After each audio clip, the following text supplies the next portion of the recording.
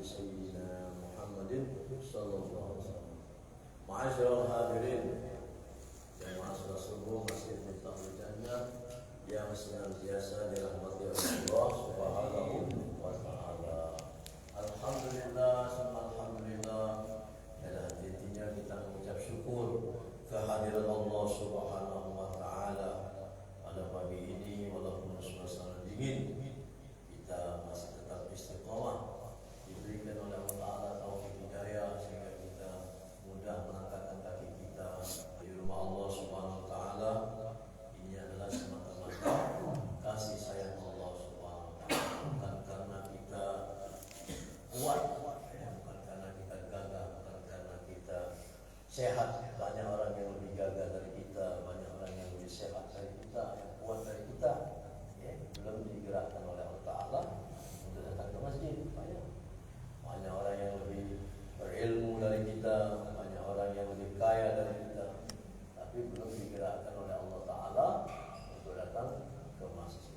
Ini hadirin sekalian, hakikatnya ini ketaatan kepada Allah SWT ini sebenarnya semata-mata dari Allah. Ini hadirin sekalian. May yuridillah khairan yufaqihu fid-din. Barang siapa yang dikehendaki oleh Allah Ta'ala suatu kebaikan dalam dirinya, pasti dia diberikan kefahaman dalam agama. Ini ulama hadis mengatakan kefahaman di dalam agama itu dia mau gemar belajar ilmu agama dan juga mau gemar mengamalkan agama. Bukan belajar saja. Banyak orang belajar ilmu agama tapi dia enggak ngamal kan ada. Orang tamatan pesantren jarang dia sholat berjamaah di masjid misalnya saja.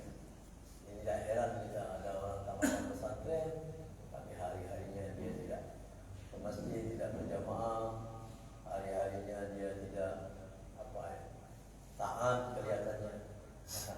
Ini dia cuma belajar ilmunya saja, belajar ilmu agama tapi dia tidak diberikan kepahaman ilmu agama. Jadi paham dalam ilmu agama itu maksudnya mengetahui dan mengamalkan. Ini mengetahui dan mengamalkan itu yang jauh lebih penting. Ya, dalam hadis ini katakan kullun nas halikun. Setiap manusia itu akan binasa, akan celaka. Ilal alimun, kecuali orang yang mau menuntut ilmu. Ya, orang yang menuntut ilmu ini artinya dia mau mencari jalan. Ilmu ini jalan. Ilmu ini adalah jalan untuk menuju ridho Allah. Ilmu agama, jalan untuk menuju ridho Allah, jalan untuk menuju keselamatan. Jadi, setiap manusia celaka kecuali orang yang mau belajar ilmu. Wal alimun, dan orang yang belajar ilmu agama celaka juga. Halikun illal amilun, kecuali orang yang mengamalkan ilmu. Kecuali orang yang mengamalkan ilmu. Wal amilun, orang yang mengamalkan ilmu itu celaka.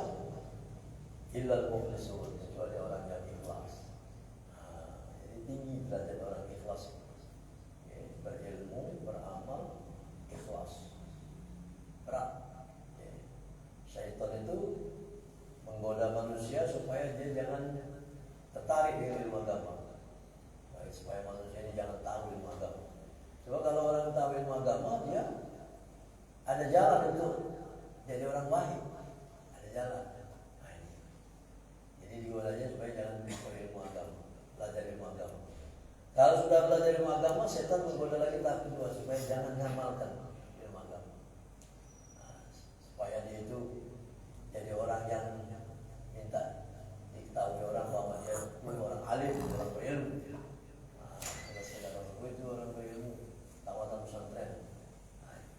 Nah, orang yang sudah mengamal, sudah berilmu, belajar ilmu agama, terus dia mengamalkan supaya jangan ikhlas. Terakhir puncaknya jangan ikhlas.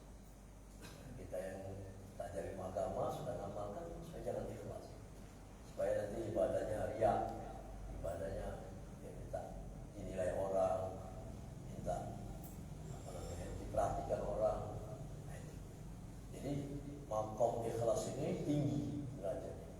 Orang yang ikhlasnya tinggi. Wa ma umiru dalam ayat Quran itu dalam surah apa itu?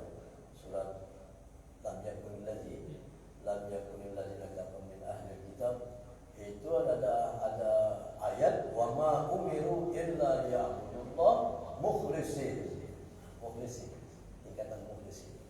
Tidak diperintah mereka itu untuk beribadah kepada Allah, melainkan dia ibadah itu supaya ikhlas. Jadi ikhlas ini berat. Baca Quran ikhlas, berzikir ikhlas, berjamaah ke masjid ikhlas, belajar ilmu ikhlas, menyampaikan ilmu ikhlas, ini paling berat. Orang yang ikhlas ini paling berat. Ini hadirin sekalian, maka kita ini jangan sampai tertipu daya oleh syaitan dan hawa nafsu. Syaitan ini musuh kita sejak zaman Nabi Adam sampai kiamat. Manusia ini bermusuhan dengan syaitan, tidak pernah berteman dengan. Bagaimana supaya manusia ini digoda supaya mengikuti cara syaitan, dan juga manusia ini digoda supaya mengikuti hawa nafsunya. Hadirin sekalian, hawa nafsu ini berat juga, berat sekali. Maka dari itulah hendaknya kita bisa menunjukkan hawa nafsu dan tipu daya syaitan. Mudah-mudahan kita diberikan Allah Ta'ala kekuatan, diberikan Allah Ta'ala hidayah, sehingga kita ini betul-betul istiqomah, mengamalkan ilmu agama dengan ikhlas semata-mata karena Allah Subhanahu wa Ta'ala. Ini hadis kalian. Ini orang yang istiqomah walaupun hujan, datang masih ke masjid, Masya Allah, itu diberikan kekuatan Allah Ta'ala, derajatnya tinggi nanti di akhirat. Tapi tidak boleh kita beribadahnya karena aku, bukan.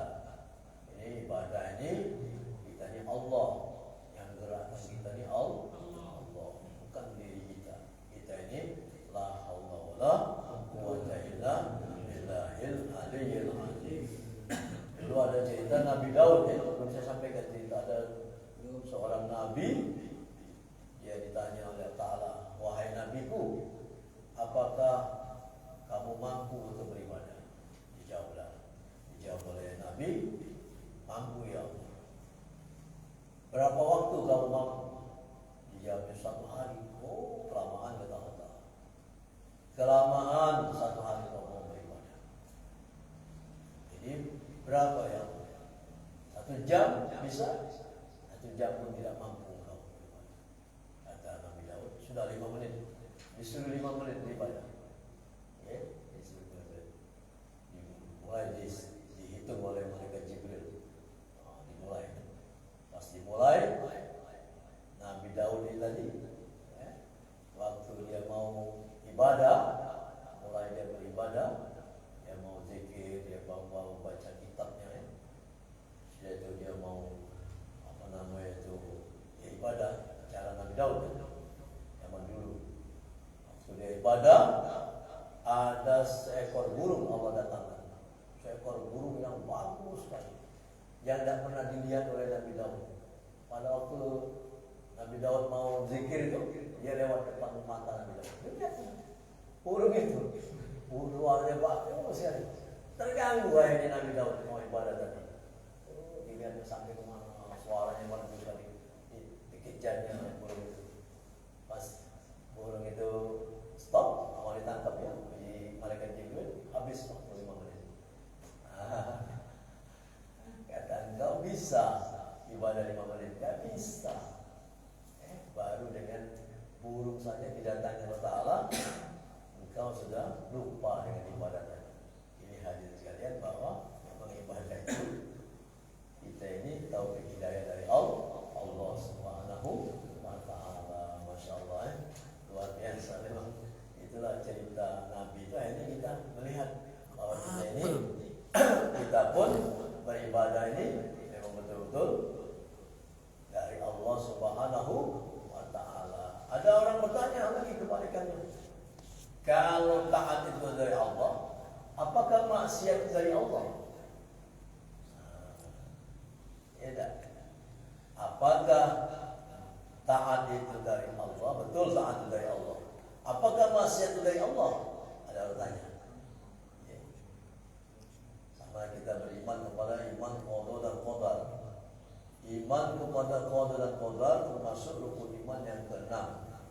Khairihi wa syarrihi min Allah. Yang baik dan buruk dari Allah. Yang baik, yang buruk dari Allah. Apakah maksiat itu datangnya dari Allah?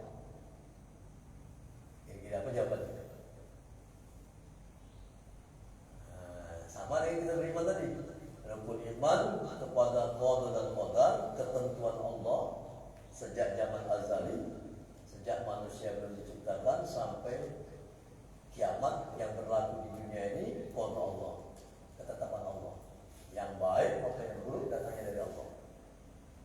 Sekarang, apakah orang yang berbuat buruk itu datangnya dari Allah? Bagaimana jawabnya? Ya, kalau ada pertanyaan seperti itu, gimana pun kira-kira jawabannya? Kan gitu kan, diperintah beriman kepada iman. Ya dah, kita iman kepada qada dan qadar. Nah, ini sebelum kita masuk materi fikih, kita belajar ilmu tauhid sedikit. Ya. Tauhid. Apakah kan iman kepada rukun iman ada 6. Iman kepada Allah, iman kepada malaikat, iman kepada kitab-kitab, iman kepada rasul-rasul, iman kepada hari akhir, hari kiamat. Yang keenam, iman kepada qada dan qadar. Qada dan qadar. Qada qadar itu kan ketetapan Allah. Qada dan takdir. Oh, dia itu terdengar kawan kita kecelakaan. Oh, si pulang kecelakaan. Masya Allah, sudah takdir Allah. Ya. Lagi urus istrinya si pulang meninggal. Innalillah, sudah ketetapan Allah. Kira-kira ya, datangnya dari Allah. Ini kembali ke manusia berbuat taat dari Allah, manusia berbuat maksiat dari Allah.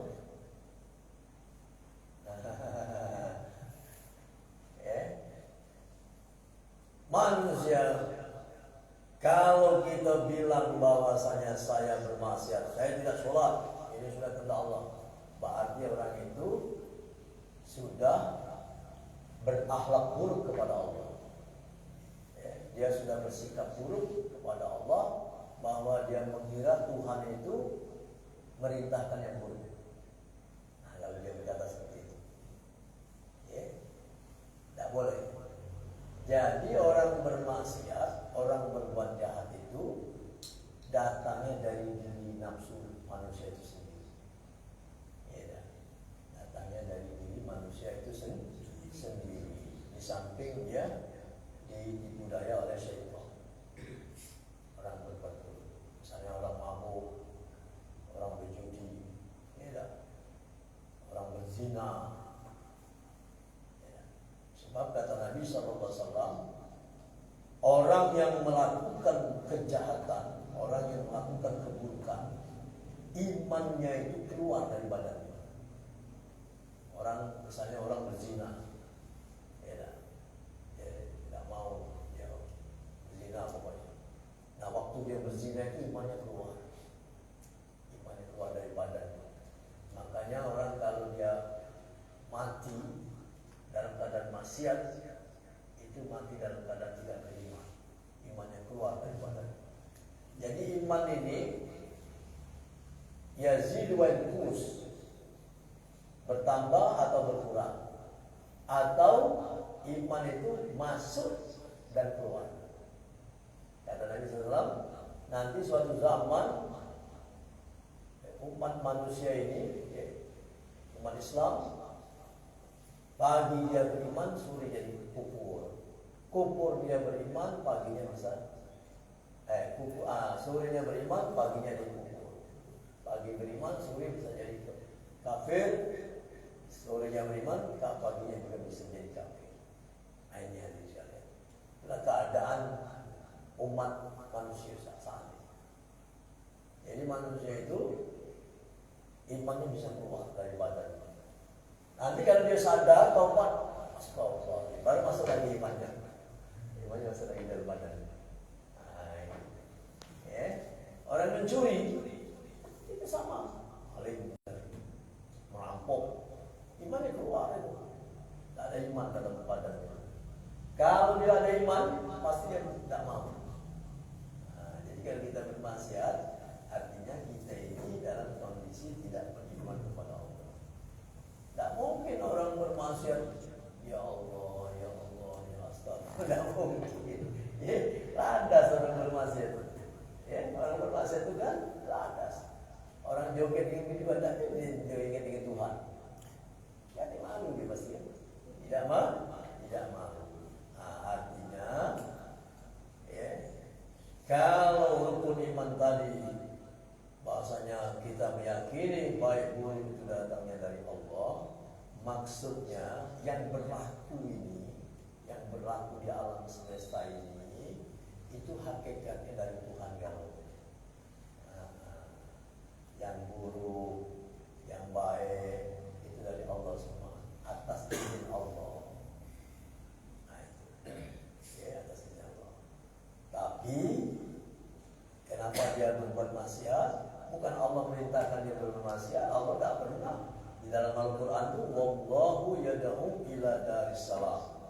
Allah itu mengajak seluruh manusia untuk menuju keselamatan, untuk berbuat baik. Tidak pernah Allah menyuruh berbuat jahat. Ayatnya oleh kaki dalilnya. Jadi artinya orang berbuat buruk itu dari tipu daya dirinya sendiri dan dari tipu daya syaitan.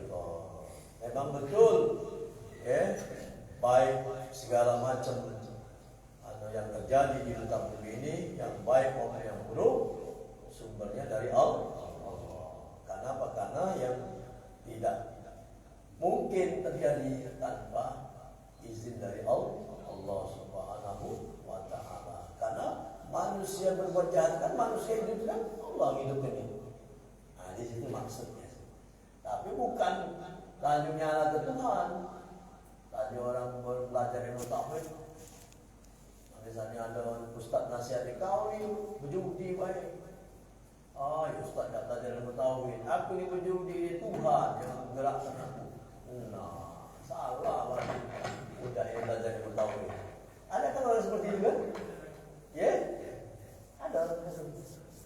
Ya, mencuri, pas dicuri, mangga yang punya itu, punya syekh itu, marahnya oleh syekh. Kenapa kau mencuri mangga saya? Lah, aku ini digerakkan Allah untuk ngambil mangga syekh. Nah, kata syekh itu penting ada orang sendiri. Pening kepala gitu. Lagi tinggian ini gue belajar ilmu tauhid. Saya tadi pinter pula. Dia tidak jauh sama kita ambil. Dimbeknya batu, dikepak, dilemparin kepala. Pak, dia marah. Aku ini digerakkan Allah, lempar malah pecah. Tadi kau tadi. Nah, dia macam itu dijawabnya. Dijawabnya dia dalil macam itu juga. Biar dia ngerti. Berarti kalau salah belajar dulu. Belajar ilmu tauhid salah. Ini hadisnya. Baiklah hadirin sekalian, kita akan melanjutkan pelajaran kita. Kemarin kita sudah sampai di sini. Faslun fi adabil imamah wal khutbah. Ini satu pasal yang menyatakan adab-adab seorang imam dan makmum. Nah, kita ingin belajar ya supaya kita sampai berapa dulu ya? Kita ulang dulu ya. Adab bagi imam dan makmum itu ada 25.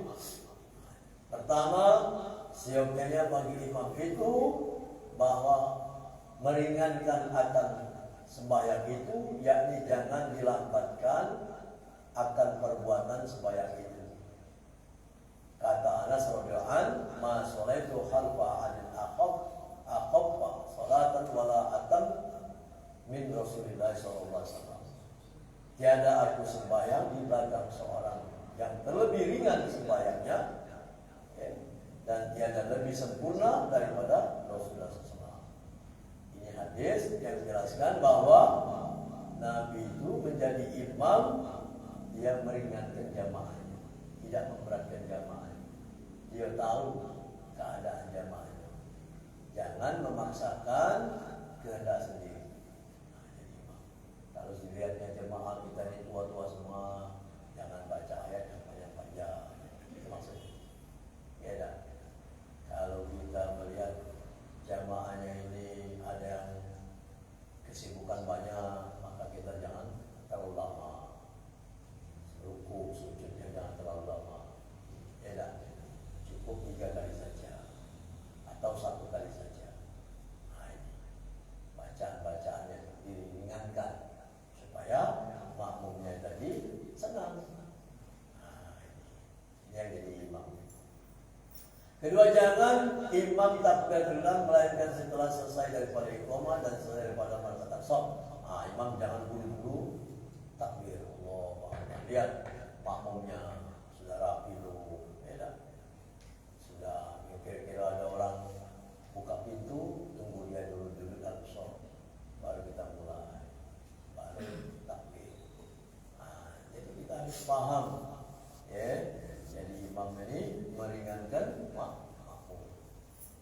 Yang ketiga, dalam kitab ini meringankan imam itu akan suaranya pada ketika takbir supaya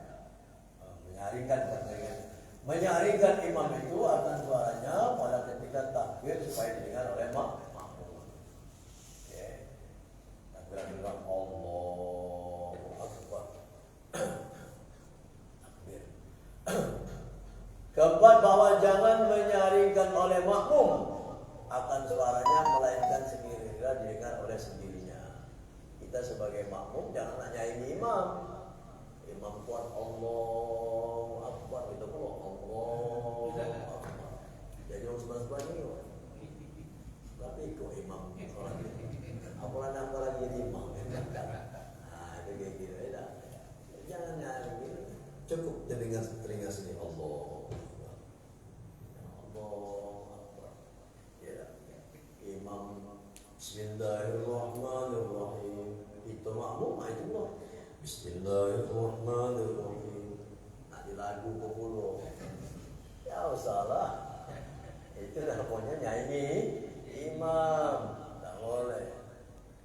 Makmum cara makmum. Yang kelima, seyogyanya bagi imam berniat akan jadi imamnya itu supaya dapat fadilah berjamaah. Kita berniat menjadi makmum maksudnya. Maka jikalau tiada diniatkan akan yang demikian itu maka sah sembahyang. Seyogyanya imam berniat jadi imamnya itu supaya dapat fadilah berjamaah. Maka jikalau tiada diniatkan akan yang demikian itu maka sah sembahyangnya. Maksudnya apa? Contoh, misalnya ada orang masbuk, dilihatnya ada orang yang masih sholat, dia tidak tanpa imam, tidak jadi masalah. Pokoknya saya niat jadi makmumnya bapak ini. Walaupun si imam tadi tidak berniat menjadi imam, si makmum tadi tidak sah sholat. Tapi kalau dia berniat jadi imam, dapat berjamaah lagi dia. Sudah berjamaah yang pertama, berjamaah lagi. Nah, itu maksudnya. Dan sah sembahyang makmum, tetapi tiada dapat baginya pahala berjamaah. Makmum sah, dan pahala berjamaah itu bagi makmum jua. Jadi makmum tetap berpahala, walaupun imamnya tidak berniat jadi imam. Kenapa sunat bagi imam memperlahankan doa kita dan ta'awuz seperti sunnah memperlahankan akan yang demikian itu bagi orang yang sendirian. Kalau sendirian, maksudnya bacaan-bacaan itu diperlahankan, jangan kuat. Sunnah bagi imam menyaringkan suaranya pada baca Fatihah dan surat pada rakaat pertama, kedua.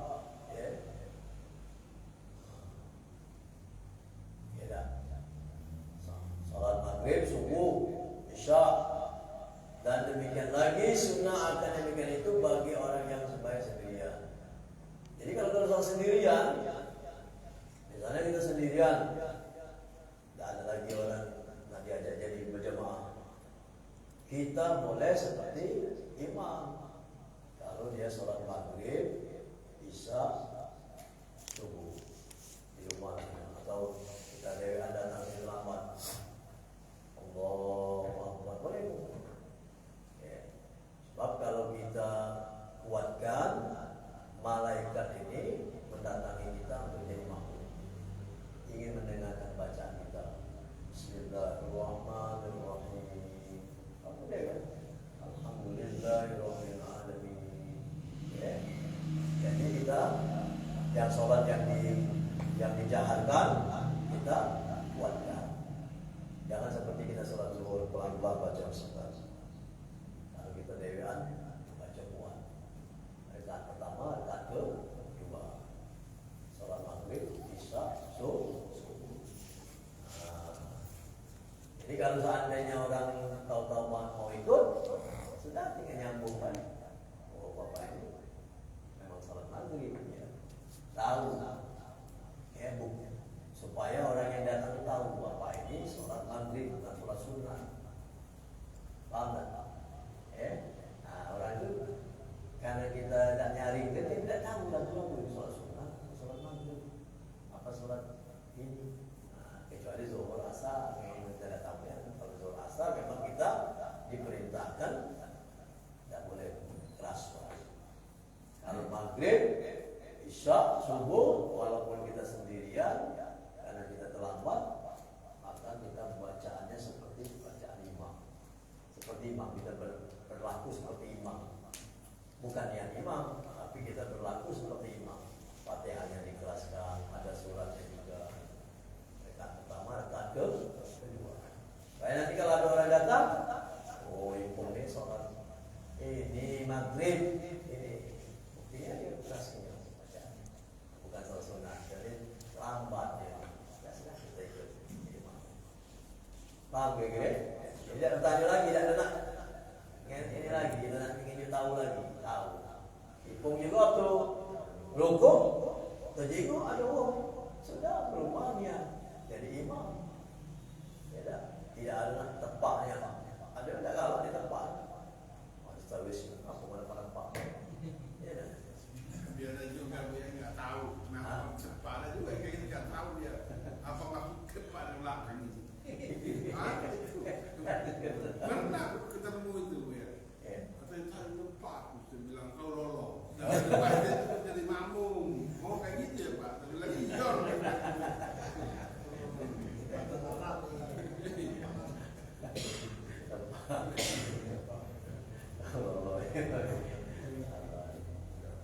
Ketujuh, sunnah bagi imam menyaringkan suaranya pada sudah ya. Demikian lagi sunnah akan yang demikian itu bagi orang yang sembahyang sendirian. Kedelapan, sunnah bagi imam dan makmum dan orang yang sembahyang sendirian bahwa menyaringkan mereka itu akan amin pada sembahyang yang nyaring. Amin. Beda. Jangan ghairil maghdubi alaihim waladdallin. Dia enggak ngerti amin. Amin kalau Imam Syafi'i amin. Imam juga cuma amin. Jangan nyuruh makmum baik amin. Santai istirahat. Enggak amin dulu supaya bareng. Imam yang memimpinnya amin. Kita makmum juga jangan amin dulu. Wah, imam kalau amin ya amin. Siapa yang imam? Mentang-mentang kau duduk belakang imam dia tuh amin dulu. Kalau seandainya imamnya belum amin ya, itulah keduluan. Nah, jangan nunggu imam. Makanya imam itu jangan terlalu lambat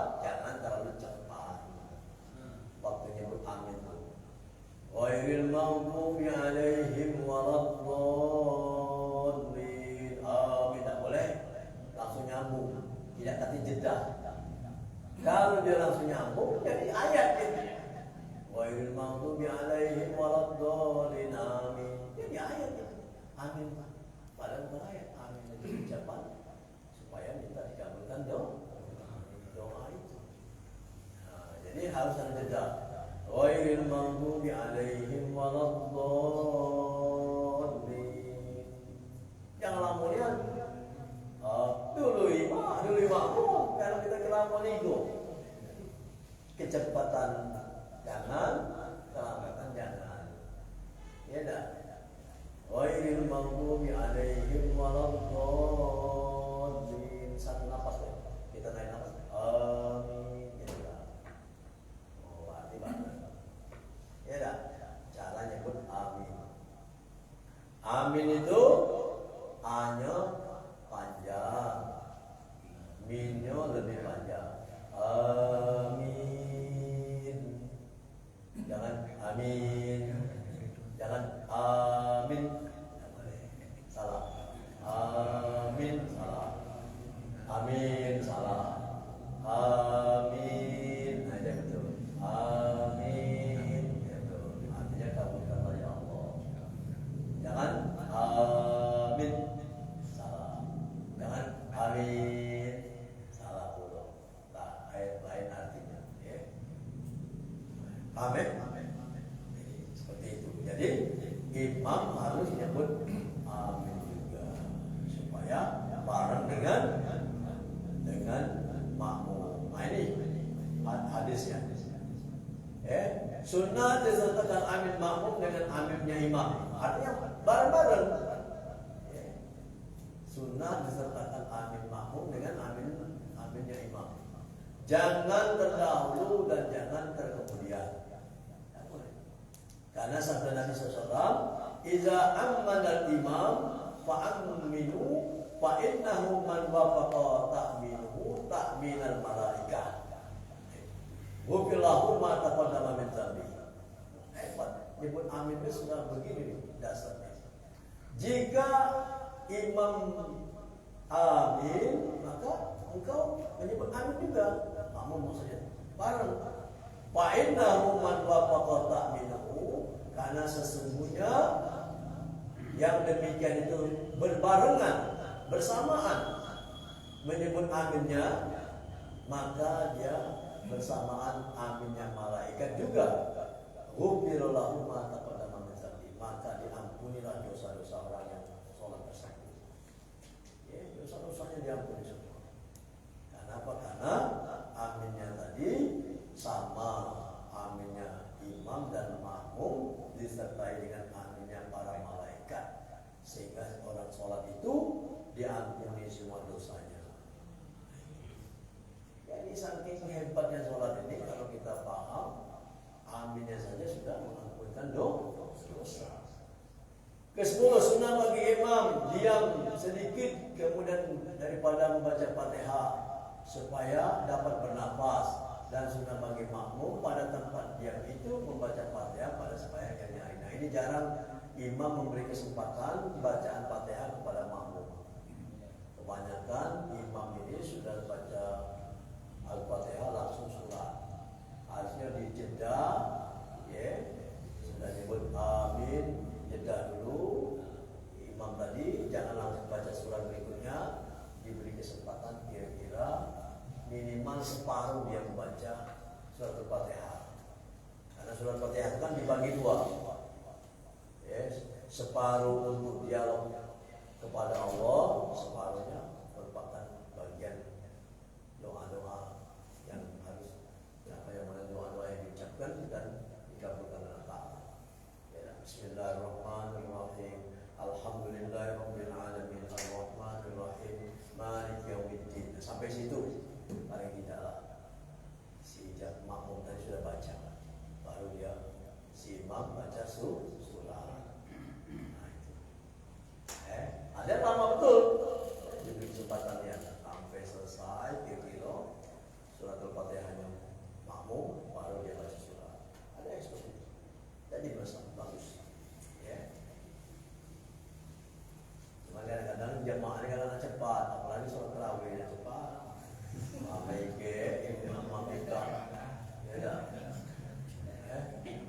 Melayu.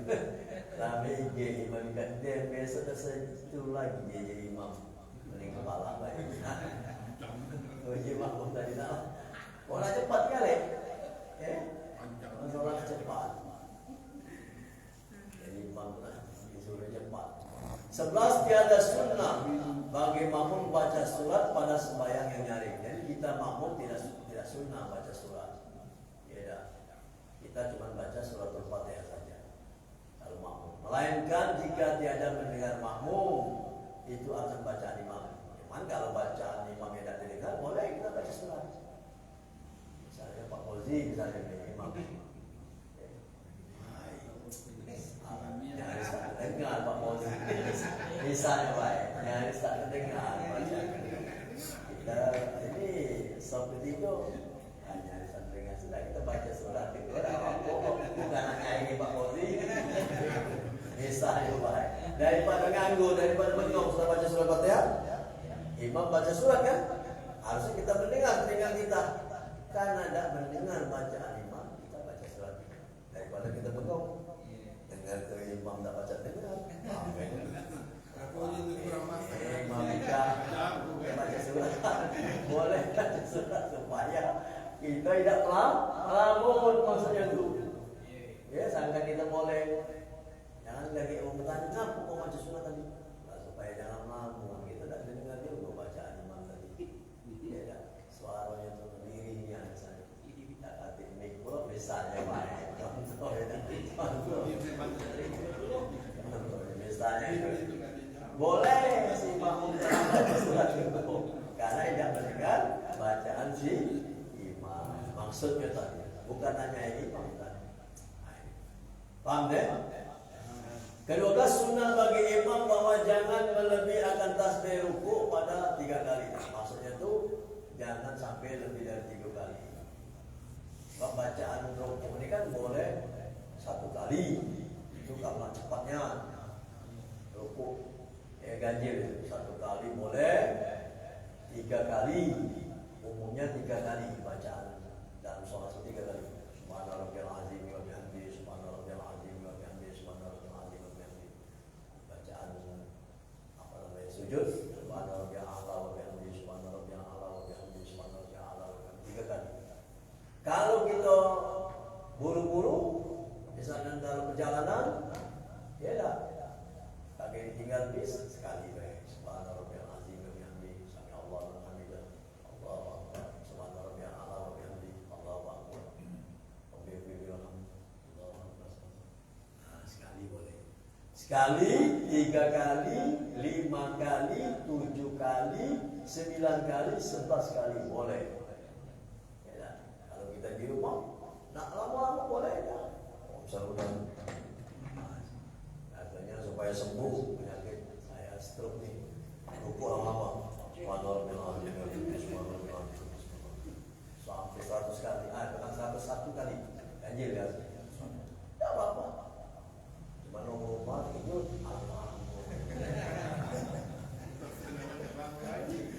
kalau punya hukum, apa dia sudah dipanggil Allah.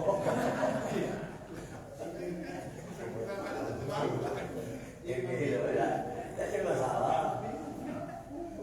Jadi masalah.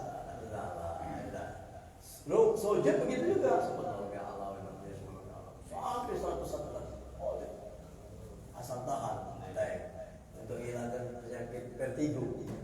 Karena vertigo manusia itu muter-muter penyakit ini. Obatnya sujud lama-lama. Ya, betul. Kan lupa bangku ya. Lupa bangku dari bawah. Sisa bangku minggu. Lupa bangku. Nah, ini jadi harus jangan terlalu panjang kalau jadi imam 3 kali saja. Ke-13 sunnah bagi imam jangan melebihi tasyahud awal kemudian daripada kata Allahumma shalli ala Muhammad. Kalau tasyahud awal cukup sampai Allahumma shalli ala Sayyidina Muhammad. Jangan wa ala ali Sayyidina Muhammad kama shallaita ala Ibrahim wa ala Ibrahim. Jadi batas tasyahud awal itu Allahumma shalli ala Muhammad. Sudah. Allahu Akbar. Berdiri langsung. Lalu tasyahud awal, tahiyat awal.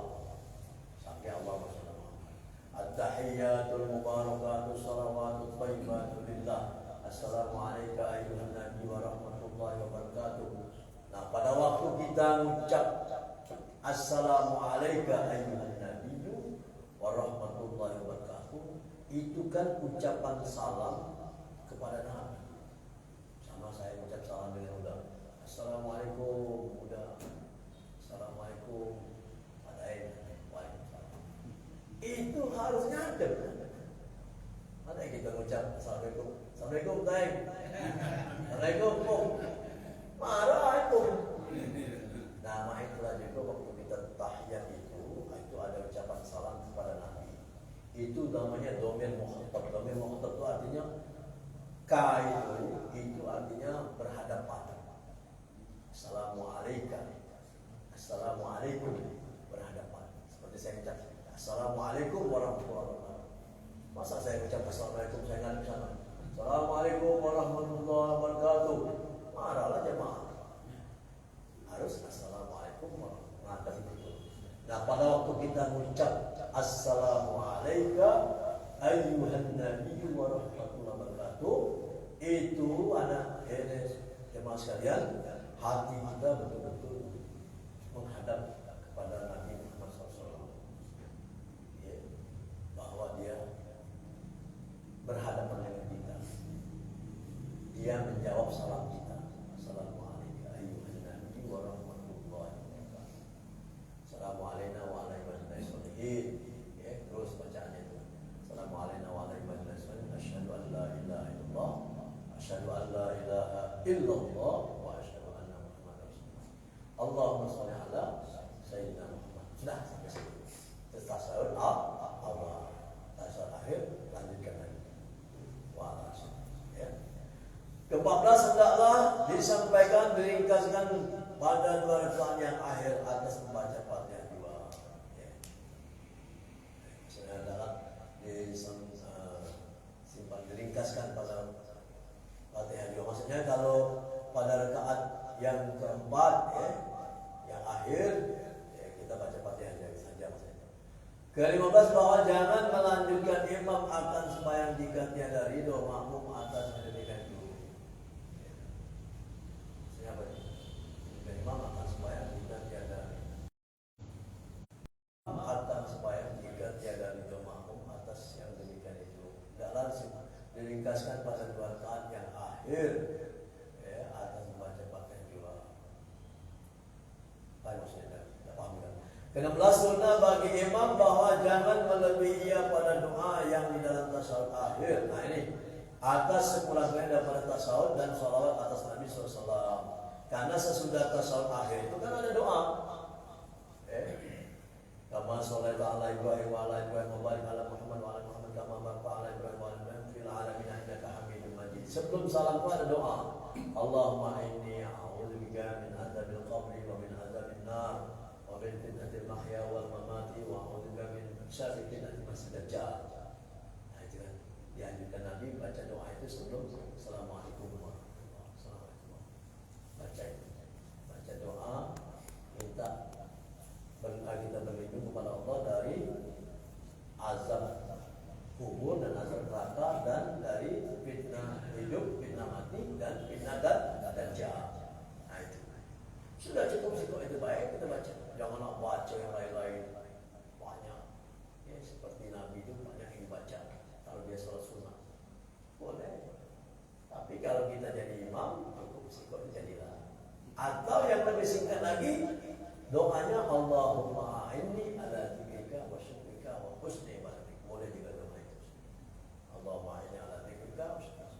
Jadi jangan terlalu panjang maksudnya doanya sehingga makmum tadi kelamaan.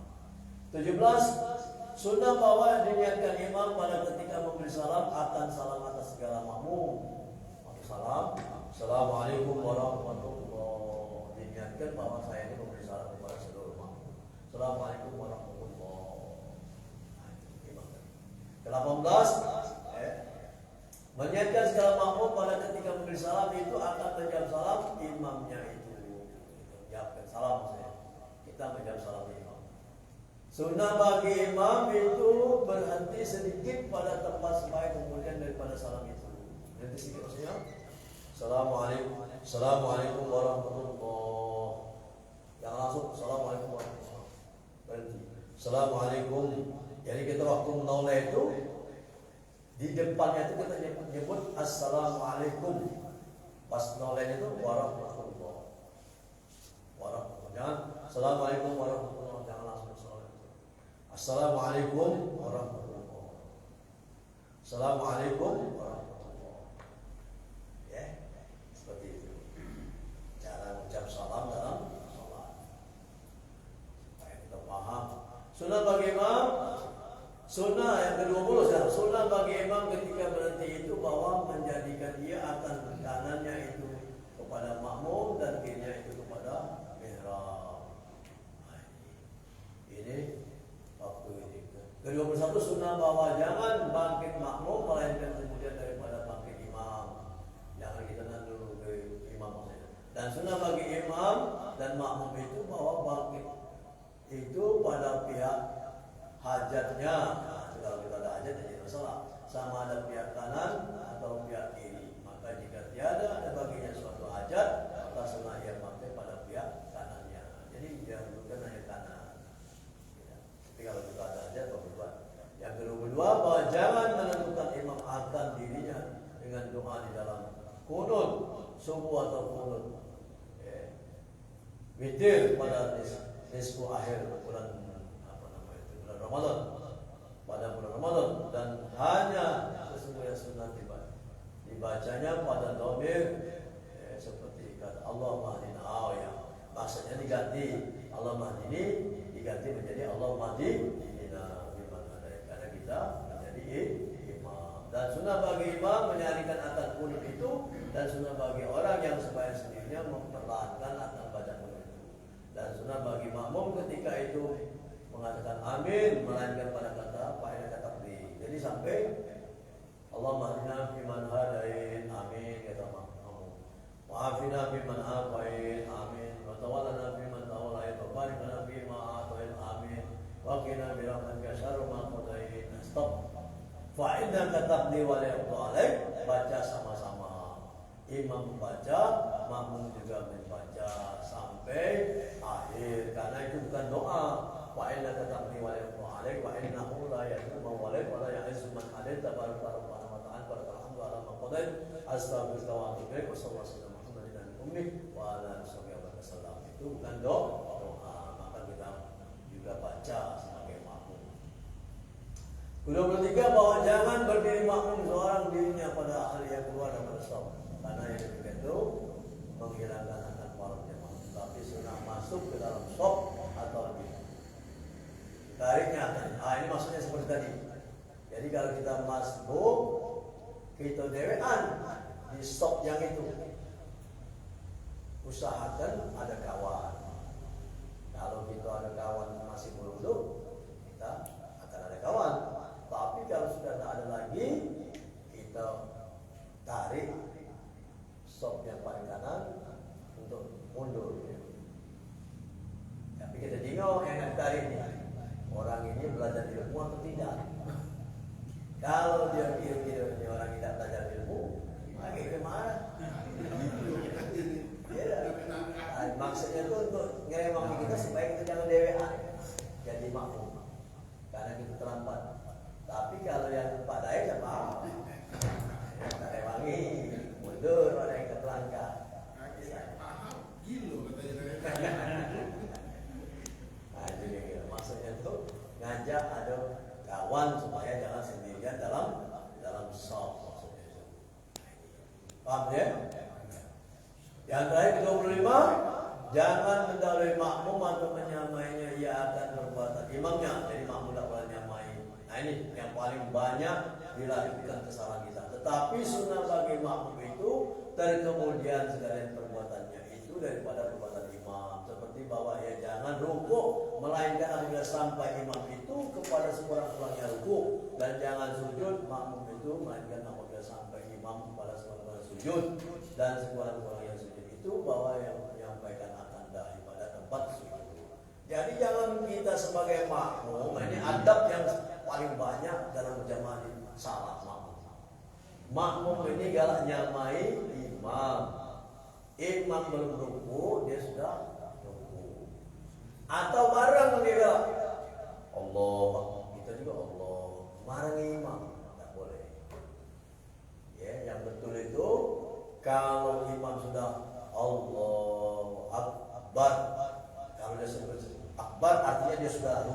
baru kita mulai Allah. Jangan barengi imam. Kalau imamnya berhubung tua, lamu dari kalau Allah.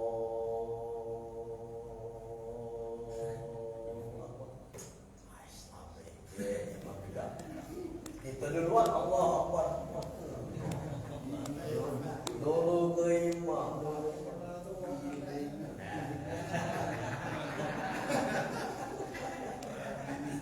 Memang yang bagus sih imamnya jangan terlalu tua supaya gerakannya tidak terlalu lambat,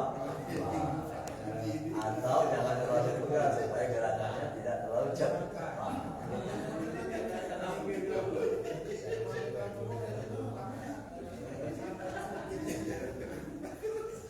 Tekan suntik di sana. Jadi kita nanya dulu mana Sabar ya semakin berhubung imam kita lah tuwe dan kita sabar. Imam tuwe kita ambil hikmahnya supaya makmum dilatih sabar. Imam muda cepat supaya kita makmum dilatih cepat bergabi. Maksudnya macam itu. Ambil hikmahnya baik ya dah. Jangan dipermasalahkan tuwe mudanya. Supaya kita akor dalam berjamaah, jangan saling kabeh. Itu jangan saling kabeh. Mudah-mudahan Allah berikan kepahaman, berikan hidayah kepada kita semua. Apa yang sudah kita dengar, apa yang kita sudah baca, kita bisa amalkan dalam amal ibadah kita sehari-hari. Baiklah kita akhiri dengan sama-sama ucap hamdalah alhamdulillah. Ada pertanyaan? Ya.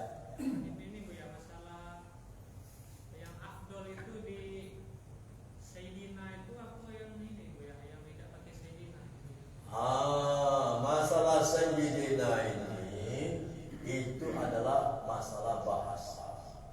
Allahumma sholli ala Muhammad wa ala ali Muhammad. Boleh. Ada orang pakai Allahumma sholli ala Sayyidina Muhammad wa ala ali Sayyidina Muhammad. Lebih boleh kalau menurut orang yang berpaham bahwasanya kalimat Sayyidina itu untuk penghormatan kepada Nabi. Tapi kalau ada orang berpahaman yang kalau letter hadisnya tidak ada Sayyidina kalau kita nampai Sayyidina, ada orang berpahaman macam itu.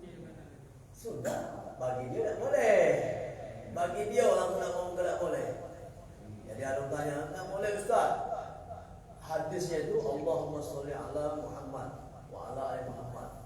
Kenapa Ustaz pakai Sayyidina? Kita jawab langsung.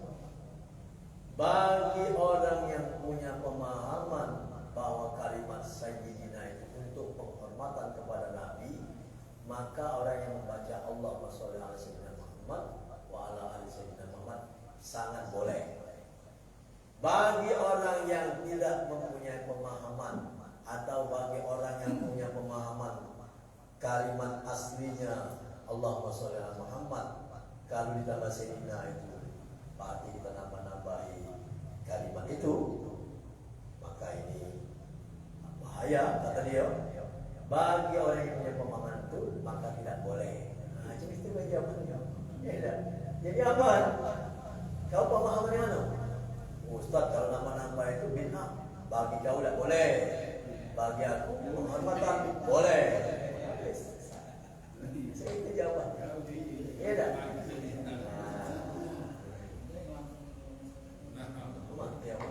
Tergantung pemahaman dia. Pemahaman kau apa? Jawabannya. Ya. Ini kan cara jawab. Bagi yang punya pemahaman itu, bagi kau boleh. Bagi yang punya pemahaman seperti aku untuk menghormati Nabi, boleh. Tinggal pilih yang mana supaya aman, dunia tidak kacau. Kalau kau maksud aku tidak boleh, mana baca langsung ke dia yang punya dia. Paham tak? Sama dengan peringatan Maulid Nabi itu bid'ah bagi yang punya pemahaman seperti itu. Seperti kau tidak boleh, kau ngadu ke Maulid, kau dosa, kau. Ya, bagi kami sangat dianjurkan, pahala kami boleh. Nah, Ada gila, pening kepala, ya dah. Agama ini tidak boleh diperdebatkan. Agama ini untuk diamalkan. Ya, kalau memang kita pemahaman seperti itu, ya amalkan seperti pemahaman kamu. Amin gitu. Ini jawabannya. Tidak aman, tidak ada gontok-gontokan ustaz-ustaz ini. Ustaz yang harusnya dia itu medsos dia itu ditujukan kepada jemaah dia. Jangan gitu. Jemaah dia bukan juga. Jemaah kita yang ini pakai aman dunia ini. Kalau dia nak maksud dengan kita acam, ya tak? Tahu ceramah, tahu sama ceramah sama dia. Jangan ceramah depan kami. Kuping kayak panas. Mulanya nak. Kira-kira macam Paham? Ada lagi pertanyaan? Tidak ada? Baiklah, kita akhiri dengan sama-sama mengucap hamdalah, alhamdulillah, alamin. Subhanakallahumma wa bihamdika asyhadu an la ilaha illa anta astaghfiruka wa atubu ilaik. Wabillahi taufiq. Assalamualaikum warahmatullahi wabarakatuh.